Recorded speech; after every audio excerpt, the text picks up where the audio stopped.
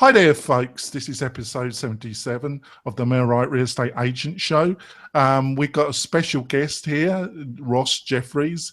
He's going to introduce himself and tell you what we're basically going to be talking about. So there we are, Ross. Quickly introduce yourself and what our main topic's going to be.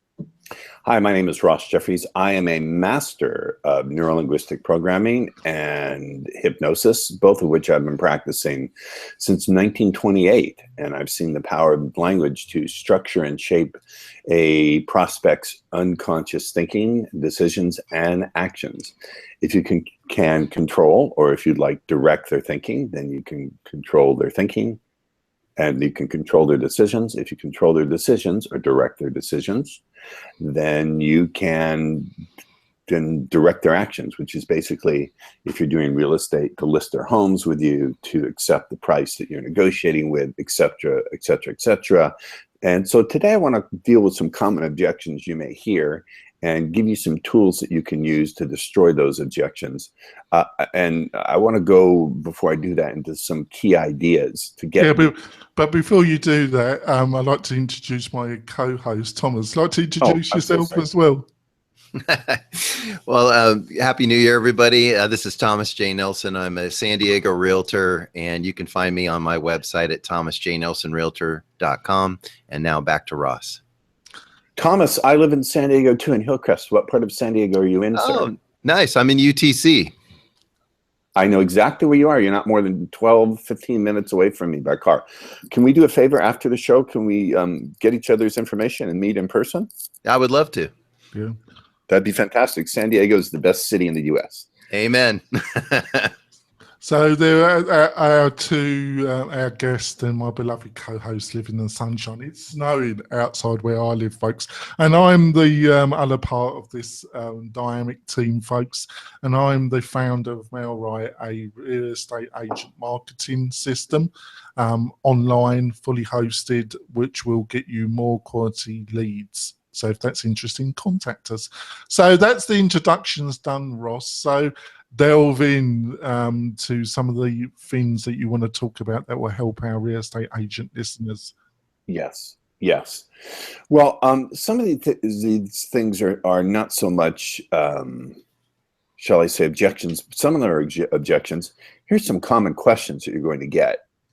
I think one of the common questions, well, I can also turn it to you. One of the common questions you'll get is, for example, why should we list our home with you? Or your commission's too high. I'm sure you've heard this one, or your listeners have heard this one.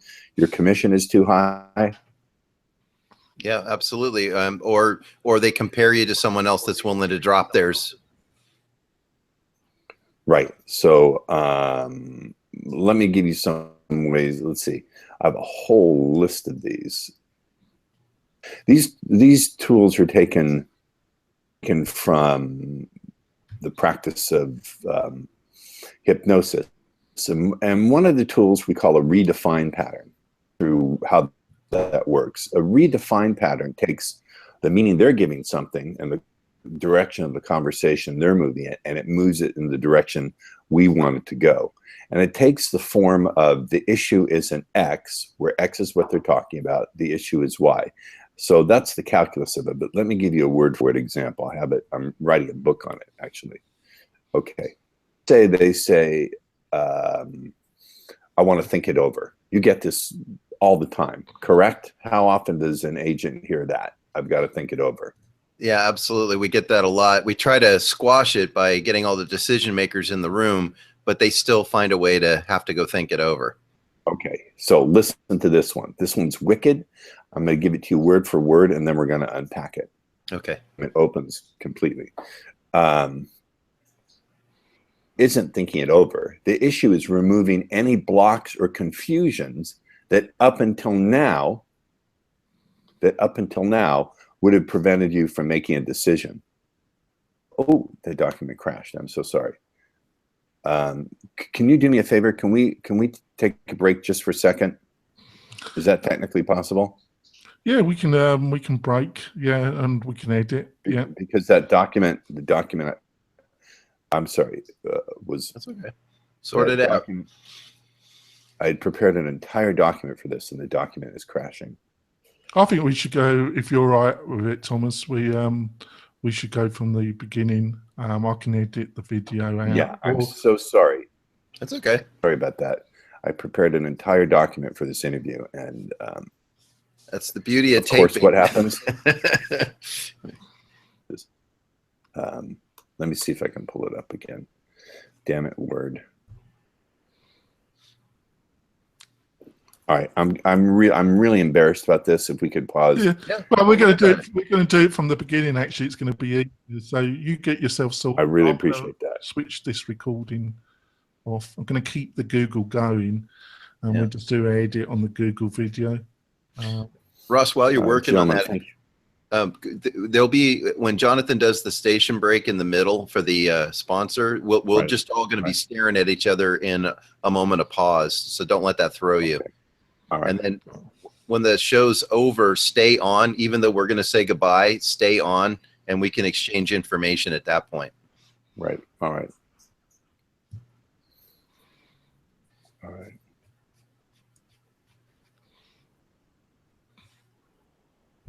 I don't know where that isn't working. Damn, I'm embarrassed. Don't worry about it. You're the man with all the confidence. You shouldn't be embarrassed. No, I have confidence in myself. It's the damnable computer and Word. That's your Achilles heel. That's my Achilles heel. Okay, boot up Microsoft Word. Oh, here she comes.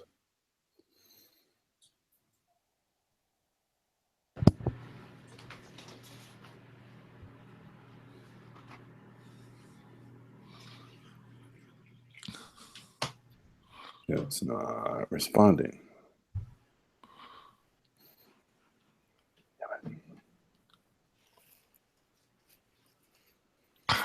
Let's try it a different way.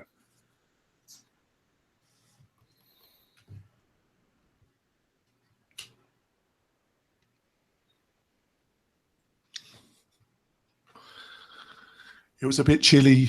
It's a bit chilly, Thomas, here, and it's snowing. I can imagine. When I lived in the Bay Area, I used to head over there all the time this time of year and go skiing at Squaw. All right. Not too far from you. What is Squaw Valley? Is what, about an hour from Reno? Yeah, it's about that. Yeah. Well, I live in Carson City actually, so if I take a day off, I normally go to Heavenly. Oh yeah. I normally ski at Heavenly, or if I'm going to really take the whole day, I occasionally go to Kirkwood. Oh yeah. Those are all places I've been. Carson City, man. Isn't that where the Bucket of Blood is? The Bucket of Blood Saloon? But that's in, I think that's in... or Nevada City? No, it's in... oh, come on, Jonathan. Yeah, it's a little village town near to Carson City. Okay. The name's escaped me. It's really pretty. Genoa. That's it. Genoa. That's it. Yeah. That's where that is. I've been there before. Noah, I'm really... I can't believe this is doing to me. Here we go. There you go. It's opened. Now let's see if we can get it to work. Here we go. Can you print it? No. I've got it in 1 second, gentlemen. No worries. Yeah.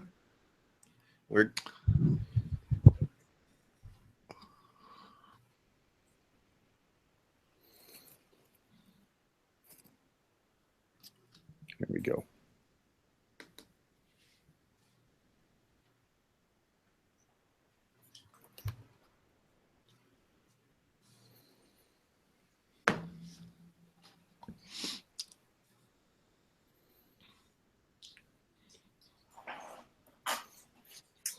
Just that lighting.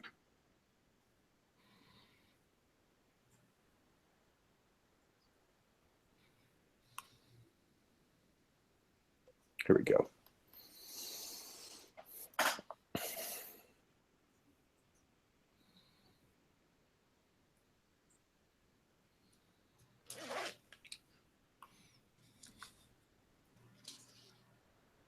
I don't believe this. It's causing you some grief. What do you want to do, Ross? Do you want to jump off and reboot your computer and come back? That would probably be best. Can I do that? Yeah, you can use that link. We'll be here. All right, I'll reboot it. I'm so sorry. No? Wait. Now the document is up. Hold on. Oh, We've got the document up. Hold on.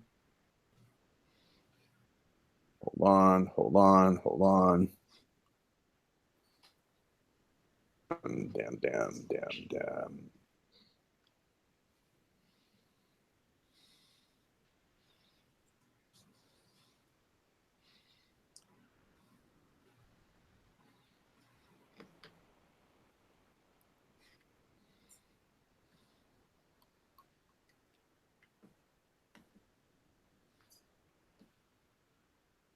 Aha. I have you now, you little bastard.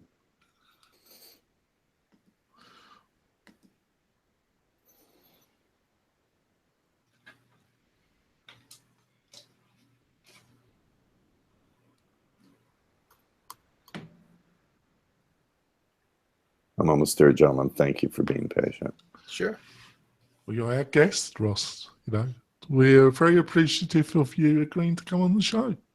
You're so British. Thank you. What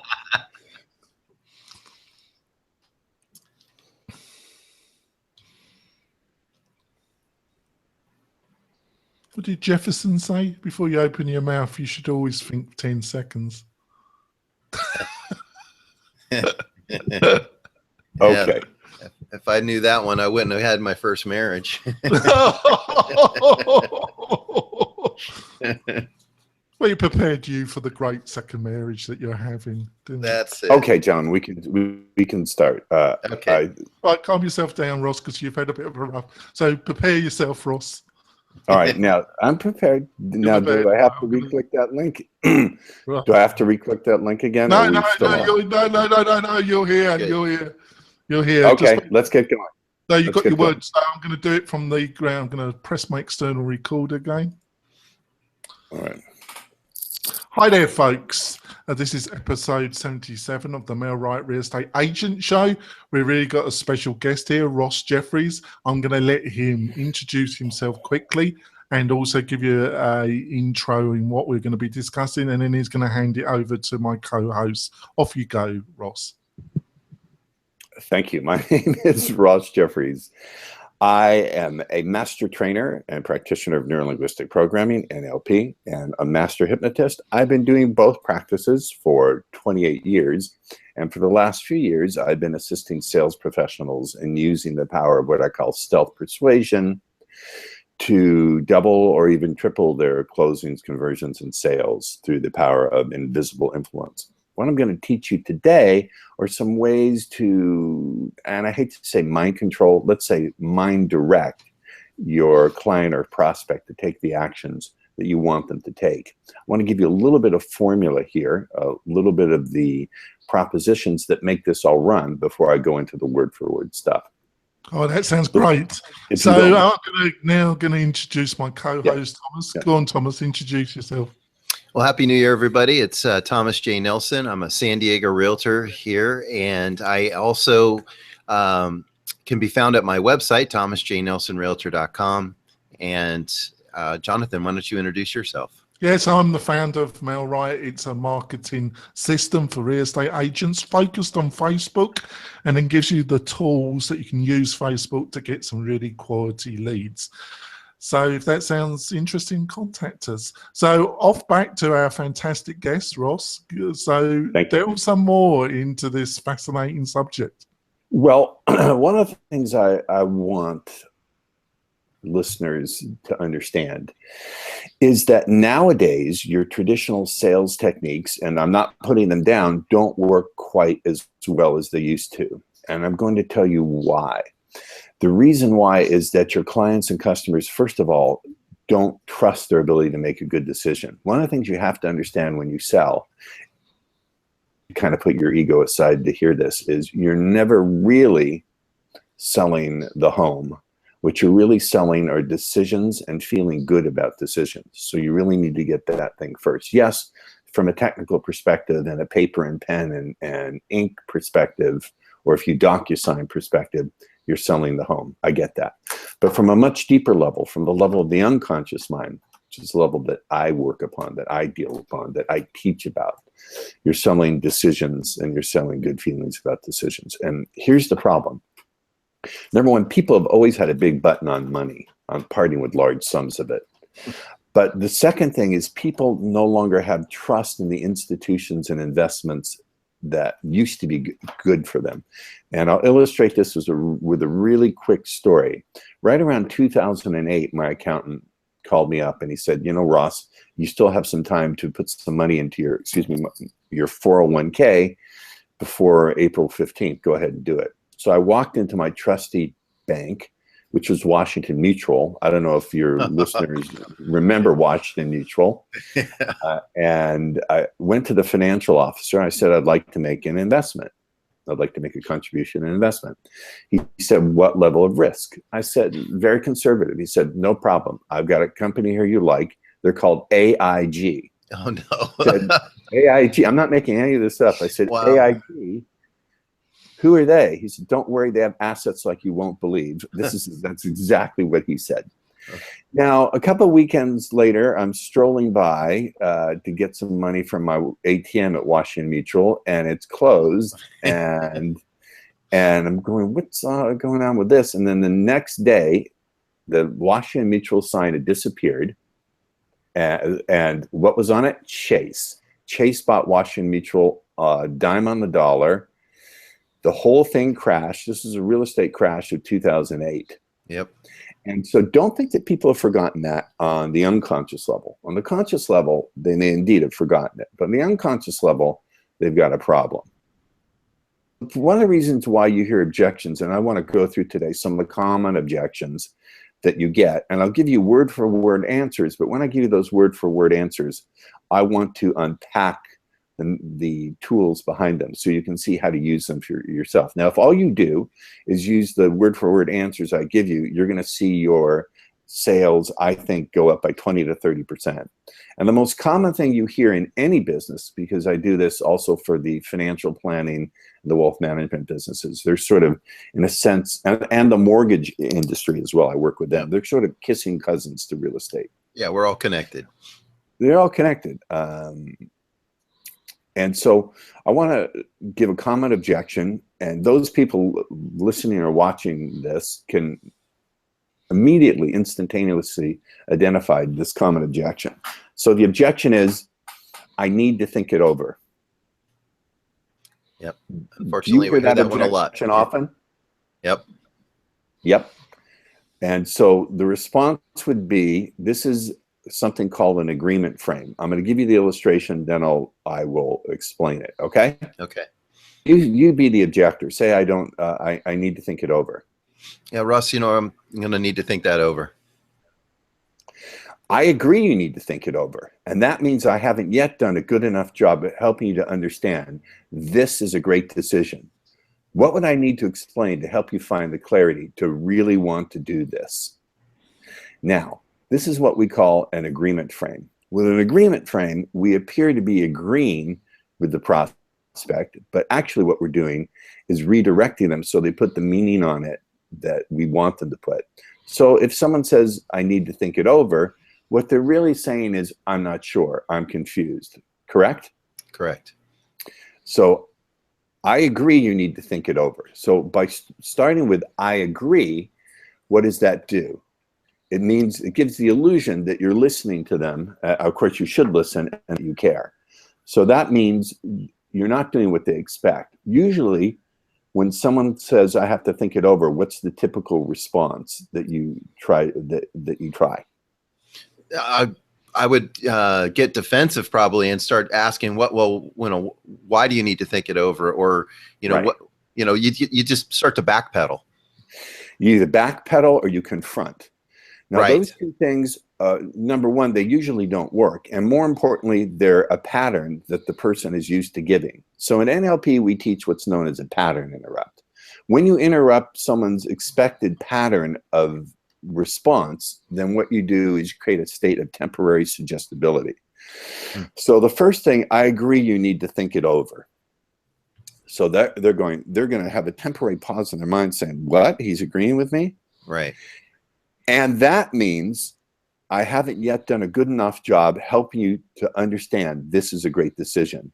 That phrase, and that means, is what we call a linkage phrase. It's redefining what the meaning of their objection is. It's saying to them, here's why you need to think it over. And that means I haven't yet done a good enough job helping you to understand this is a great decision. Now, we're using a couple of tools in there. One of the tools we're using is what we call an embedded suggestion. The embedded suggestion is, this is a great decision. Now, if I'd come back directly and said, hey, this is a great decision, you don't need to think it over, what do you think the response would be? Yeah, they're going to feel like they're being attacked, or they're going to get defensive with you. Right.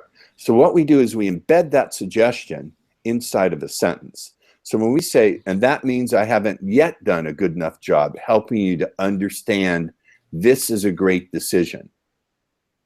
It puts in the suggestion, this is a great decision. And by saying you haven't yet done a good enough job, when you say I haven't yet taken the car to the car wash, what you're really saying is, I'm going to do it. I just haven't yet got around to doing it. Does that make sense? Yes, it does.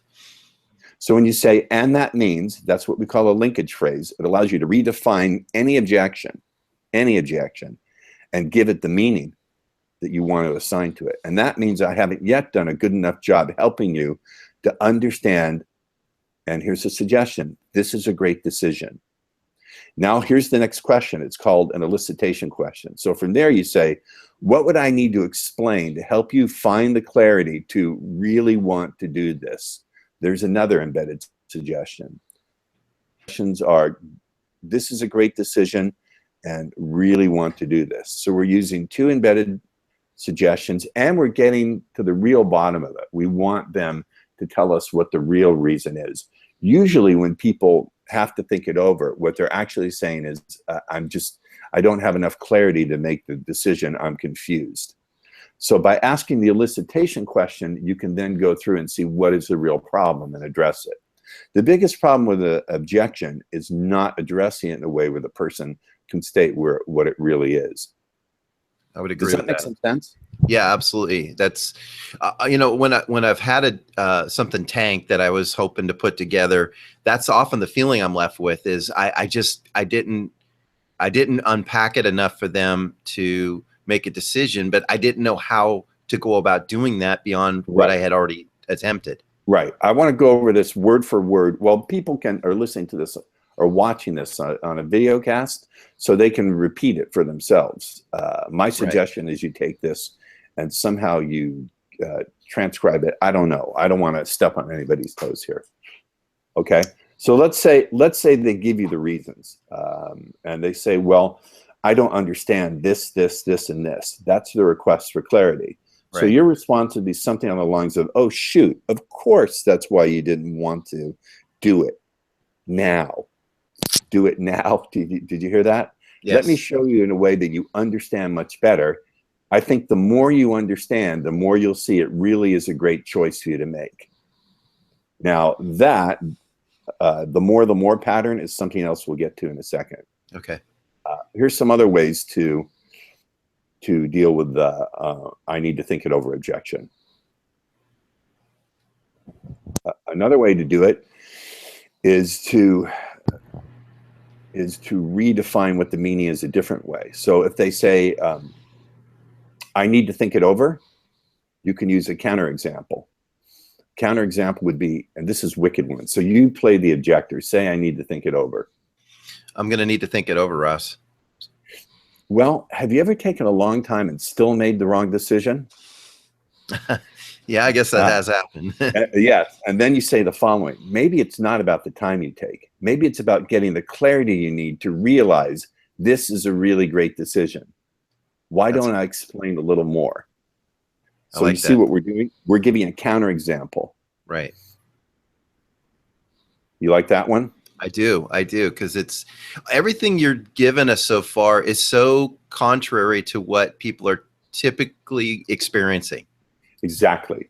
It's contrary to their way of thinking. And when you, one of the tools I teach is when you break people's pattern or even confuse them a little bit, it creates a temporary, and I want to make this very clear, a temporary window of confusion. And when people are a temporary window of confusion, and that leads to a temporary window of suggestibility. Now, if you have an issue with the word suggestibility, then think of it in terms of willingness, that people become more willing to make a decision, more willing to buy. Remember what I said, one of my primary axioms, and there's, I think, 7 or 8 of them that I teach in my training courses or workshops or breakout sessions, etc.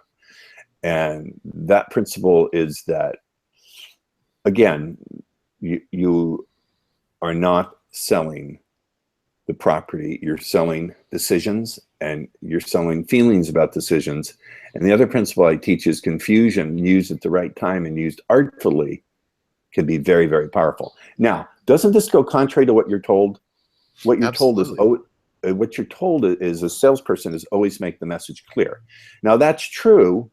That's true at the right time. That's true at the right time. But there are times when creating confusion is very, very useful, very, very important. Now, I don't think you've heard this from any other guest because I have a much different angle on this. So here's another one that I'm sure you guys get. Why should we list our home with you? Yeah. Do you think that's a typical one? It is pretty typical. They want you to qualify yourself to them. Exactly. Now, I have 2 responses to this. Okay. And I'm sorry. I'm kind of, you can see I'm kind of like smiling to myself because they're really wickedly strong and they're wickedly powerful. Okay. Okay. So you go ahead, hit me with that one. Okay. No, I'm sorry. I forgot what the objection I'm giving you is. Good. You already forgot. No, the objection is, why should we list our home with you? Oh, that's right. Why should we list our home with you? Okay, so I'm just going to give it in real world. You know, Ross, we've interviewed a couple other agents, so why should we list our home with you? Here's the response. Well, I could list lots of reasons, and the more you listen to them, the more you probably think to yourself, oh, they're the one. But why don't we go through what you're most looking for in a listing agent, and you point to yourself subtly and see if we make a good fit. Now, let me explain how that one works, okay? Okay. So they say, why should we list our home with you? You say, well, I could list lots of reasons. So you're incorporating their term into your response. Okay. And here comes the really wicked part. It's called the more pattern. The more pattern. The more you listen to them, the more you'd probably think to yourself, oh, they're the one. Now, this is a really wicked pattern. You're taking the behavior they're doing, listening, and you're telling them what they're going to think. The more you listen, the more you'd probably, and here comes what I call, and this is very complex. Please understand, I'm trying to take what I would do in a one-day training or a weekend training and to pack it all into your 40-minute webcast. Understood. You understand? Yep. Well, I could list lots of reasons. That's called incorporating their term. And the more you listen to them, the more you'd probably think to yourself, and this is where some people are going to get a little ooky on whether it's okay to use tools that's powerful. Think to yourself is what I call a trance phrase. Think to yourself, find yourself. These are all phrases that imply and trigger an unconscious process. I'll give you an example in ordinary life, and then we'll return to what I'm talking about. Okay. Did you ever just find yourself reaching for the refrigerator door? You find yourself in the refrigerator and you don't remember taking the steps to get there or even what you're looking for? That ever happened to you? Too often.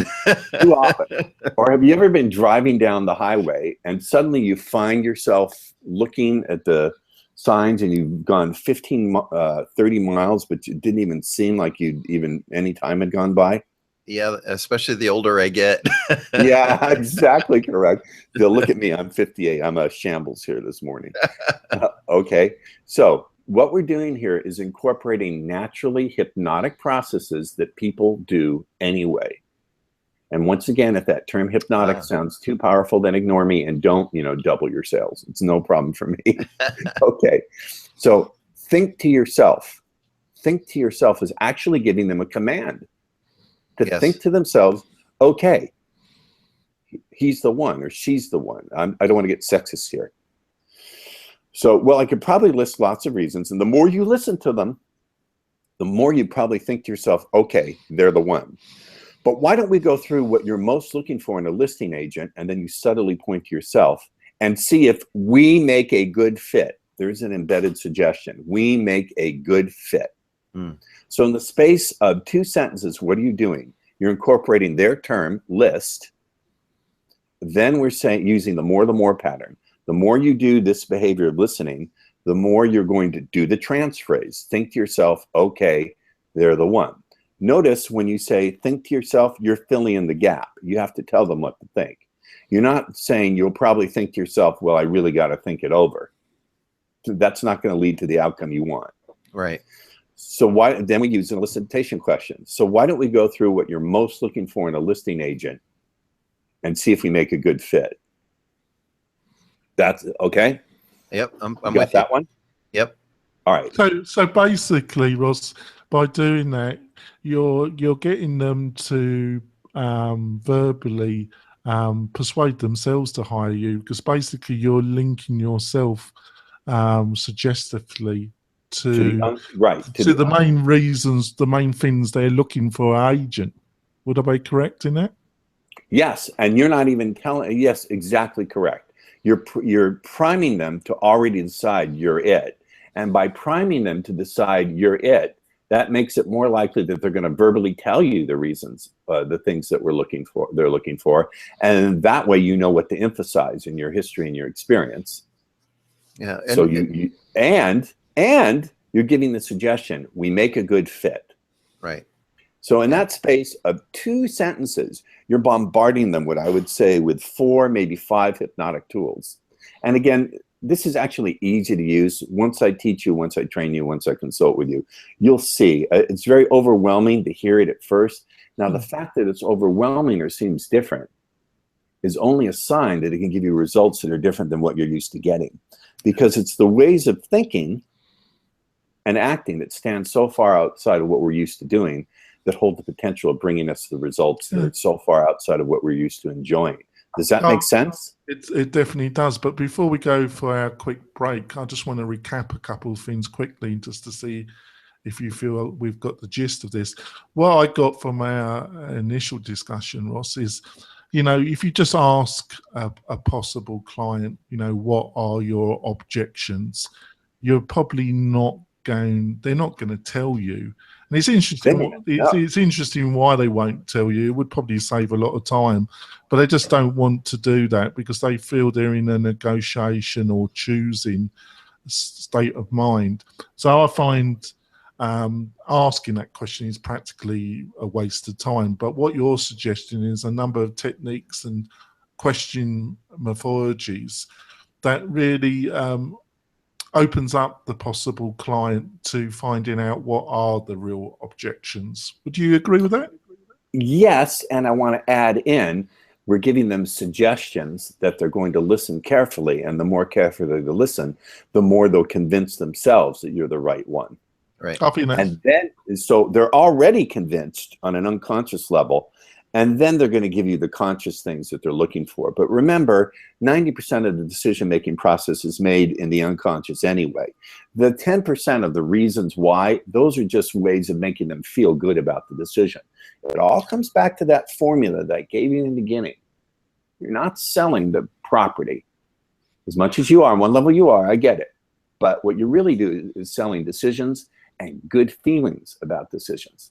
That's the point I want to make. I think that's great. We're going to go to our break, folks, and we'll be back in a second to learn more about Ross and how you could improve this whole process that we've been discussing. Be back in a minute, folks.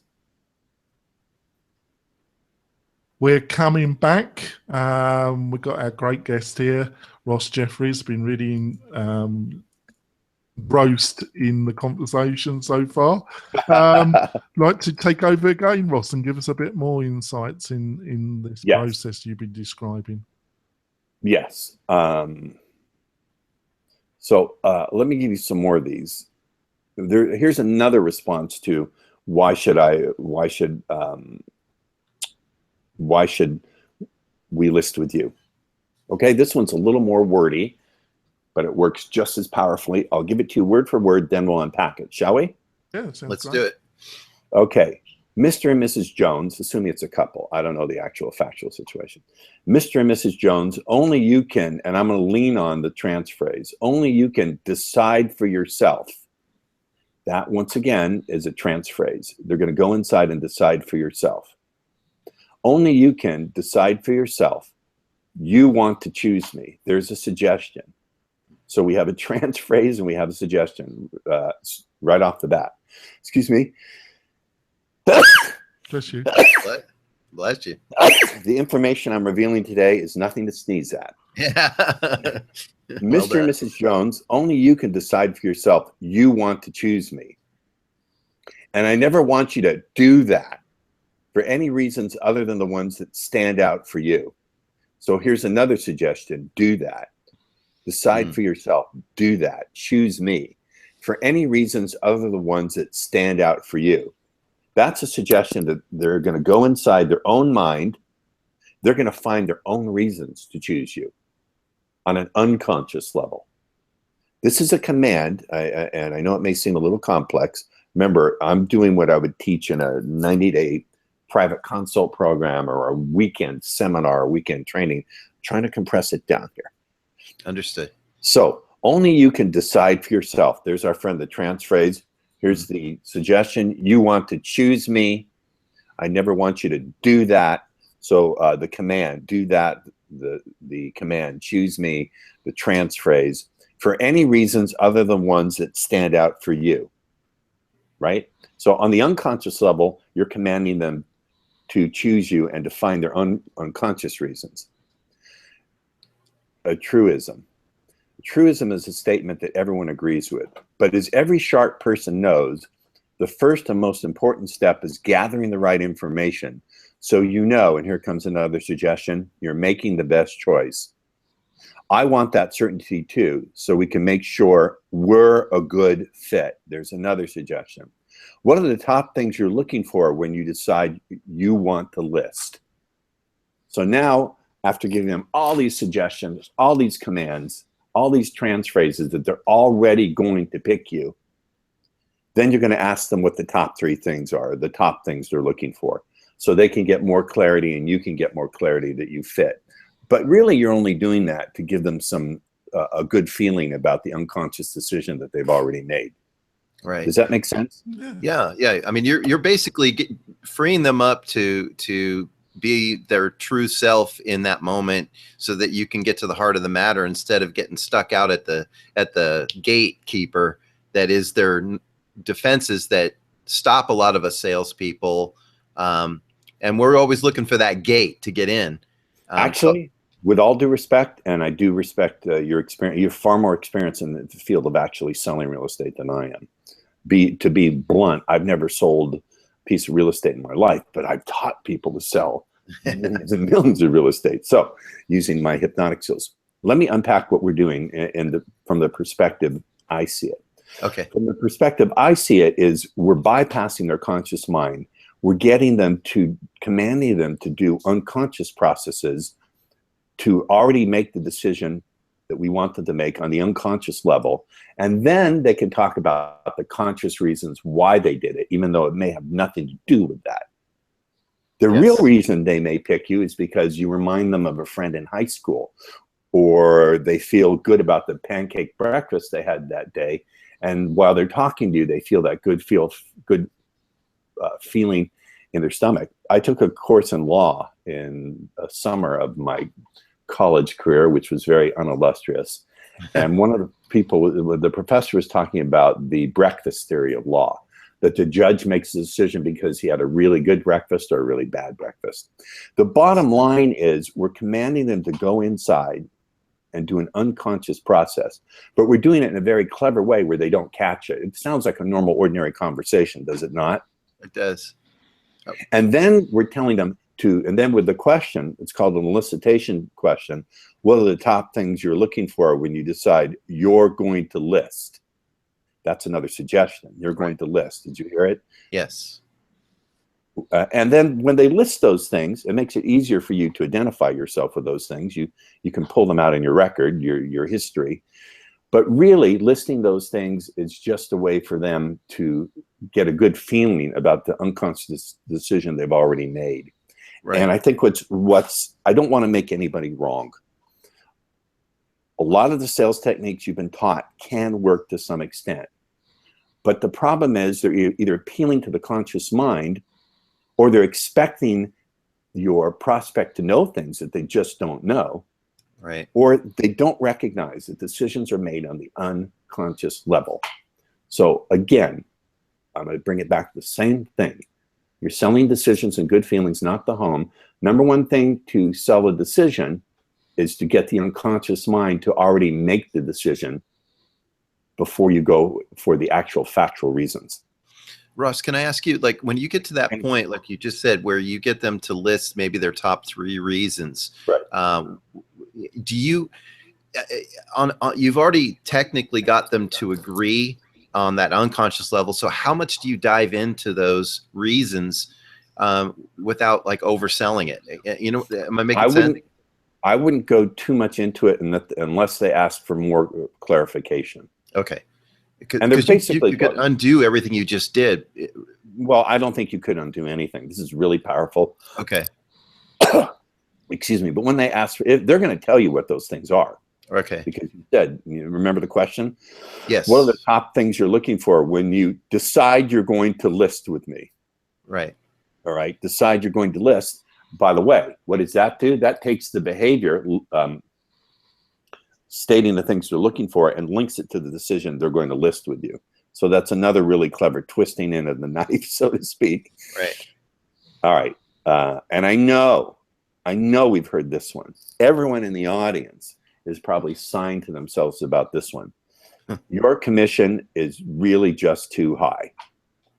Yep. Right? Who hasn't heard that? Have you heard that one? Oh yeah, I deal with it all the time. All right.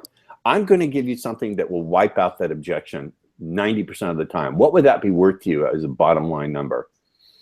Well, these days it would be worth a full % at least on every transaction I do.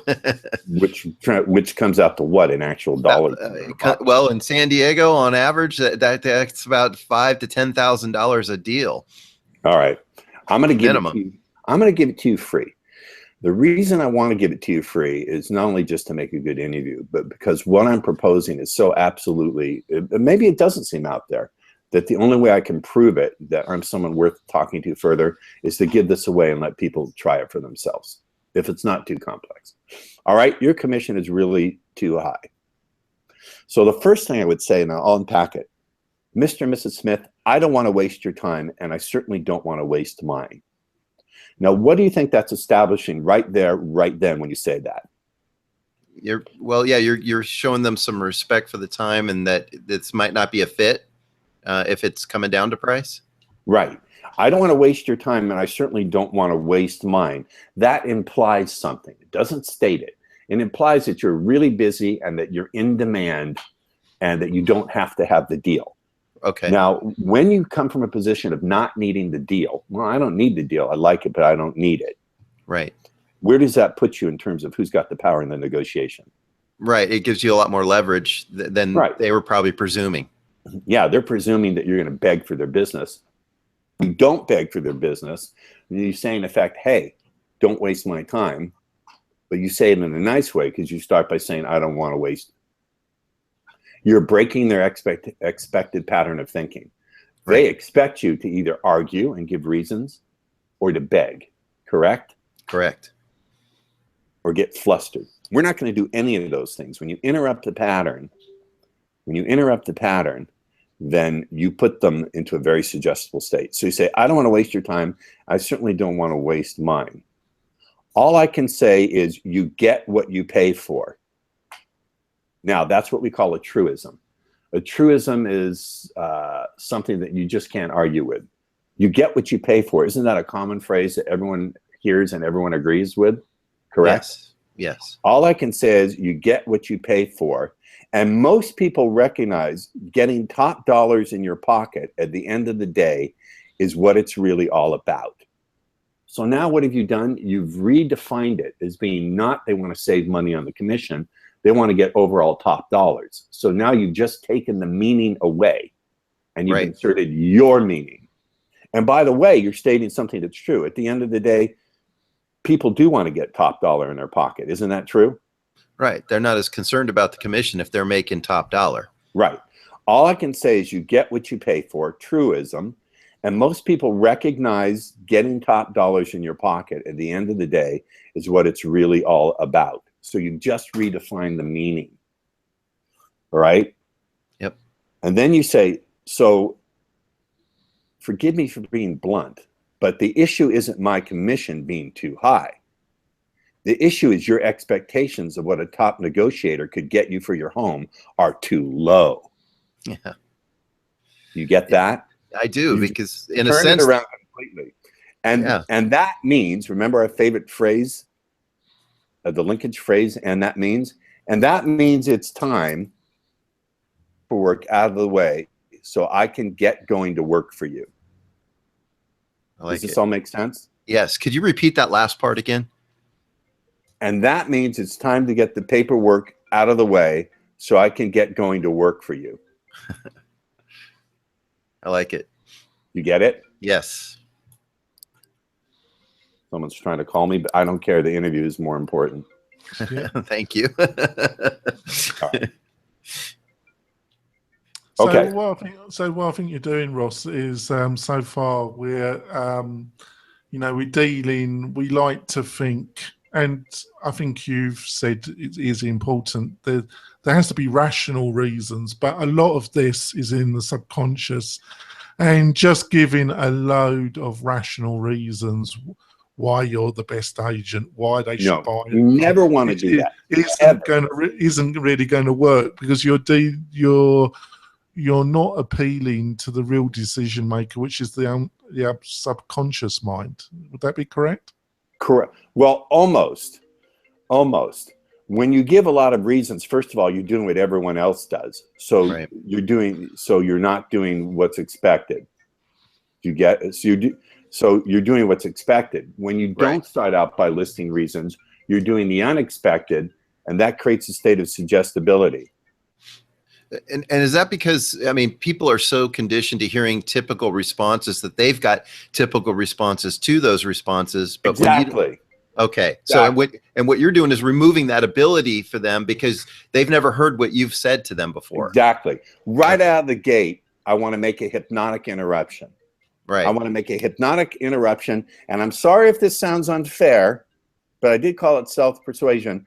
I want to make a hypnotic interruption and turn off that part of their brain and those aspects of their behavior that can do their typical thing, which is to jerk you around and make you beg for the deal. So let's go back through this response. I don't want to waste your time, and I certainly don't want to waste mine. So what you're doing is you're breaking their expectation. All I can say is that you get what you pay for, and most people recognize top dollars, getting top dollars in your pocket at the end of the day is what it's really all about. So there you're stating a truism and you're reframing the meaning. So forgive me for being blunt, but the issue isn't my commission being too high. And this is called a meaning redefine. The meaning redefine takes the form of the issue isn't X, the issue is Y. The issue isn't my commission being too high. The issue is your expectation of what a top salesperson could get you for your home are too low. And suddenly they're going to think to themselves, oh, damn, he's right. And that means is what we call a redefine / linkage phrase. And that means it's time to get this paperwork out of the way so I can get going to work for you. Do you hear it? I hear it. Yeah, I like it. Yeah, I know. It's really good. I think this will cut this whole commission negotiation, take it right off the table. Now, I mean, Ross, can I ask you to take it one step further? What if it really is the money? Like, what if they're just hammering away, even though all this makes sense, it comes down to it's about money. Is there another step you can take it? Can you define me? Can you give me some exact wording? Sure. Ross, we would love to list our home with you, and everything you're saying makes sense. But when it comes down to it, it's that extra $5,000 that's stopping us from hiring you. If you could just trim that $5,000, we could shake hands and sign paperwork. I have a generic one. I have a generic one for that. It would take me time to find it because I prepared a special sheet for this program. I labored over it for a couple of hours because I know this is really important. Here's what you'd say. I'd say something around the lines of this. I'd use my 3 magic phrases. There are 3 magic words that you can use to put almost any objection on hold, at least for a little bit, to give you a shot to get around it. Okay. I would say, so say that to me. Give me that objection. So Russ, we're ready to sign paperwork with you and hire you, but the problem is that it's the full 3% you're going to charge on your side. If we could just trim it down by $5,000, we could hire you. I'd say something along these lines. I'd say something like, I can see that up until now, and those are my 3 magic objection destroying words. I can see that up until now, that's been an important thought for you, and I have to respect that's been so. I'm just wondering what it would be like if we were to take a look at it this way for just a minute, and then show them once again, repeat once again, what you could do there is if you have a record. I don't know if it's if it would be typical, or maybe it would be an extraordinary thing to do, or I don't know if it's quite ethical to do, because it may seem like you're making a promise about how much you can get, and I don't think that's ethical or a good practice. But you would say, I'm just wondering what it would be like if we were to look at it this way for just a minute, and then do the redefine once again. Do the redefine once again. The issue isn't I forget the exact words, but you see my point. It gives you a chance.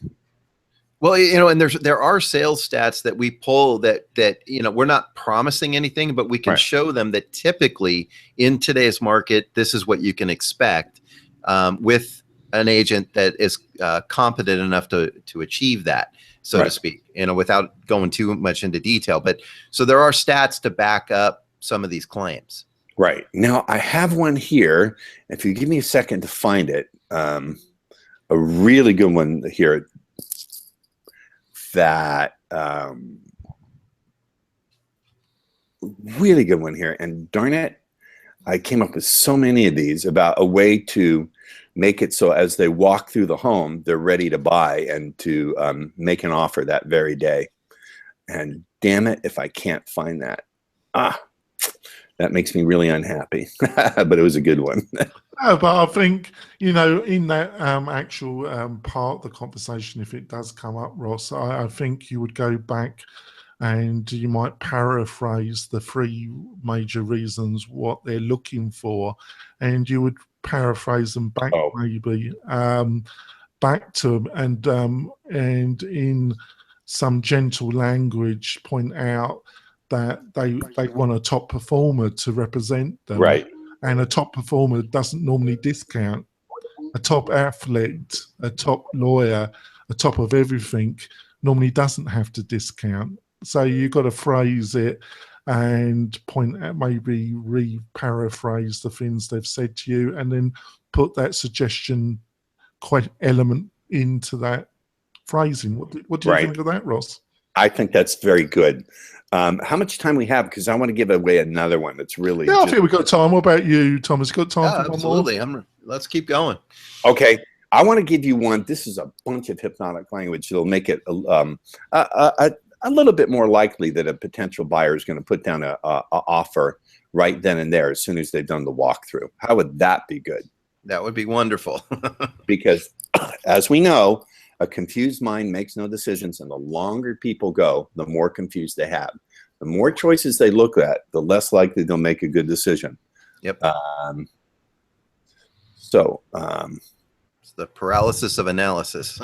That's right. And the delusion of confusion. Come on, Jonathan, All right, where's so yours? I'm going to give English, this I'm to always confused, Thomas. you, and I want your audience to remember, if this seems confusing and overwhelming, I am taking 90 days of private training or a weekend of intensive training and doing my level best. It took hours and hours to try to squeeze this through and offer the best I can for this. So Appreciate it. here we go. As we're doing the walkthrough of this home today, as we're doing the walkthrough of, I would put the emphasis on these words. It's called an embedded suggestion. As we're doing the walkthrough of this home today, I think the more you recognize just what it is you love about it, the more easily you might find this is a really great choice for you. Here comes the really, really wicked part. You ready, gentlemen? Yes. So please feel free to offer up any questions you might have today, okay? Already put an offer out there. Did you hear that? Yep. So here's what we do. We're doing a pacing statement. As we're doing the walkthrough of this home today, and we're doing the more pattern, the more you recognize just what it is you love about it, the more easily you might find this is a really great choice for you. There's the suggestion. So please feel free to, and this is what we call a phonological ambiguity.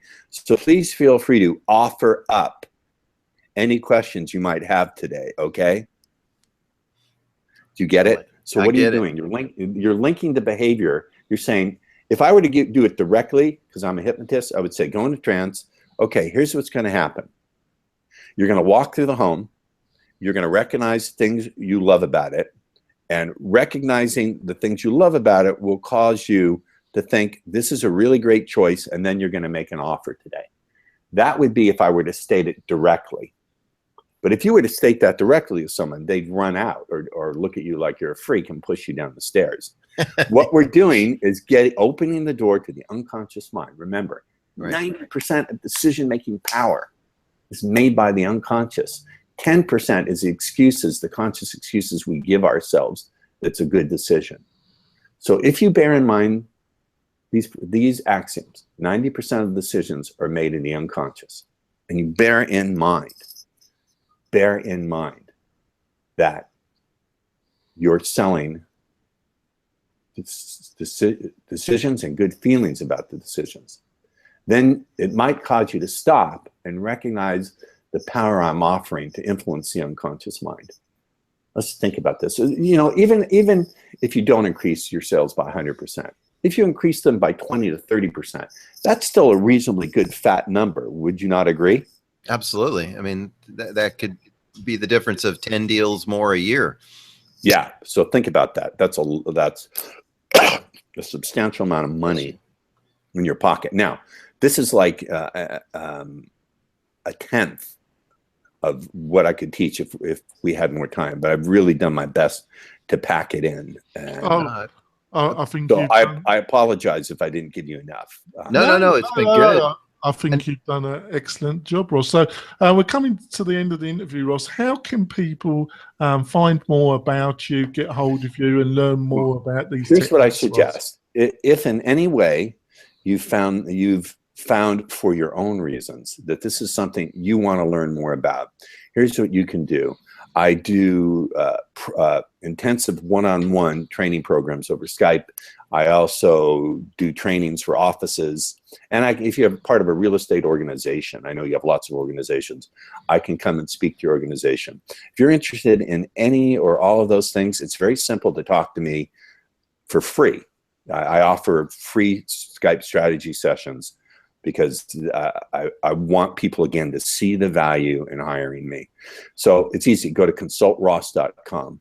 Once again, it's go to consultross.com. You'll see a little link that will help you schedule your initial free Skype strategy session, and we can go from there. And I'm really interested to get feedback from your audience and to see how much they enjoyed it, what they'd like to learn further. Oh, that's great, Ross. So, Thomas, how can people get hold of you, Thomas? Sure. Well, again, I'm at thomasjnelsonrealtor.com. You can also find me on LinkedIn and Facebook.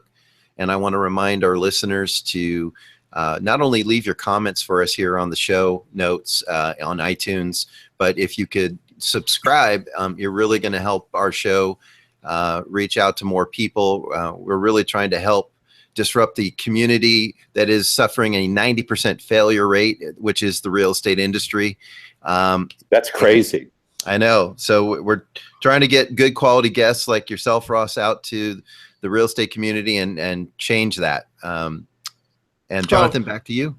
Yeah, thank you so much, Ross, for being our guest. I think it's been a fascinating discussion. I think you pointed out some things that people do in some ways realise, but they tend to put into that subconscious part of their mind. And a lot, just giving loads of facts just will not work, folks. You've got to be an excellent influencer, and that's dealing with the subconscious. So thank you so much, Ross. We'll be back next week with another guest or another subject that will help you become a more proficient real estate agent. See you next week, folks. Bye. Bye. Thank you.